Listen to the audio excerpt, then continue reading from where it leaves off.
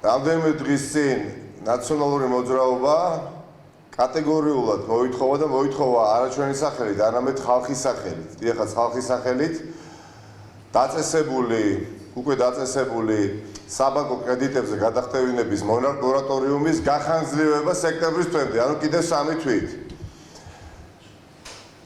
დაიწყო ფართომასშტაბიანი კამპანია, ვინაიდან დუმდა ხელისუფლება 1 დღე, 2 დღე, 3 დღე და დღეს გამოჩნდა ბატონი გახარია. გამოჩნდა ისაუბრა, მაგრამ ვერაფერი ვერ გავიგეთ, რა ისაუბრა. როგორც მას ახასიათებს 200-ოვნად, 300-ოვნად, 400-ოვნადაც შეიძლება ითქვას ჩაატარა პრესკონფერენცია და ახლა მთელი ქვეყანა თავს ვიტეხთ, რა თქვა ბატონმა გახარია.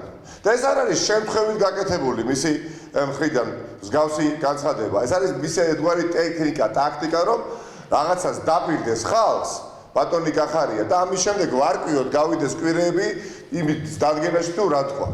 ბატონმა გახარიამ თქვა, რომ მე 3 თვით გადავუვადებ 2 კატეგორია მოსახლეობისას მხოლოდო. ერთი, ვისაც უკვე ვეხმარებითო ჩვენი ანტიკრიზისული გეგმით და ვინც სამსახური დაკარგავ.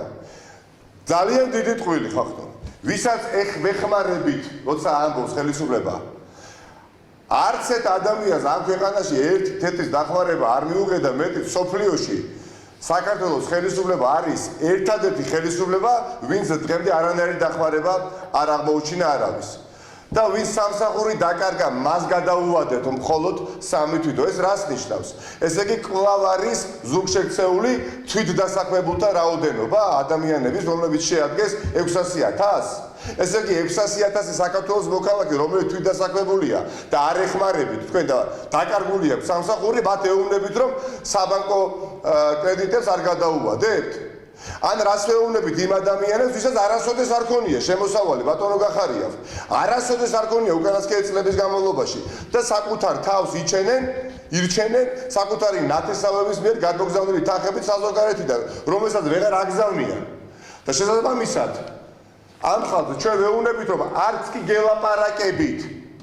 ან როდესაც ამბობთ, რომ ვინ სამსახური დაკარგა, იმას გადავუვადებ მხოლოდ 3 თვითო და ეს არის დიდი ტყვილი, მაგრამ აი გუშინ წინ რომ დაიწყო, მაგალითად სილამაზის სალონში თანამშრომელმა მუშაობა 4 თვის შემდეგ მან უნდა გადაიხადოს, ასე იგი ივნისის თვიდან კრედიტი, საიდან უნდა გადაიხადოს.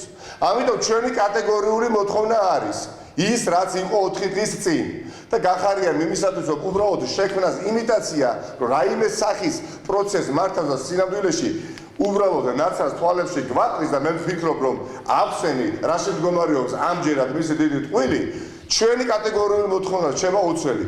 უნდა შეეხოს საბანკო კრედიტების გადახდევინებაზე მორატორიუმის დაწესება ყველა ფიზიკურ და იურიდიულ პირს სექტემბრის თვემდე, მათ შორის იმ მოქალაქეებსაც, რომლებსაც აიღეს ვალი მიკროსაფინანსო ბანკებიდან, არა მხოლოდ ბანკებიდან, არამედ მიკროსაფინანსო ორგანიზაციებიდან. მე ვიმედოვნებ, რომ მილიარდერი ივანიშვილის ხელისუფლება ამ ინიციატივასაც გაითვალისწინებს. წინააღმდეგ შემთხვევაში ეს მათვისვე იქნება ძალიან მძიმე შედეგის მომტანი, იმიტომ რომ ქვეყანაში არსებობს მილიონობით ადამიანი, 2 მილიონი ადამიანი არსებობს, რომელიც უბრალოდ რჩება ამ შეღავათის მიღმა. საიდან უნდა გადაიხადოს კრედიტი ბატონო ივანიშვილს და ბატონო გახარია 2 მილიონმა საქართველოს მოქალაქემ ივნისის თვიდან. ისინი არ მუშაობენ, მათ არ აქვთ არანაირი დანაზოგი. ამიტომ ვიმეორებ და ვასრულებ ამით. უნდა გამოცხადდეს მორატორიუმი საბანკო დავალიანების გადახდევინებაზე ყველა ფიზიკური და იურიდიული პირისთვის, მათ შორის იმ მოქალაქეებისთვისაც, ვისაც აქვს სესხი გამოტანილი მიკროსაფინანსო ორგანიზაციებიდან.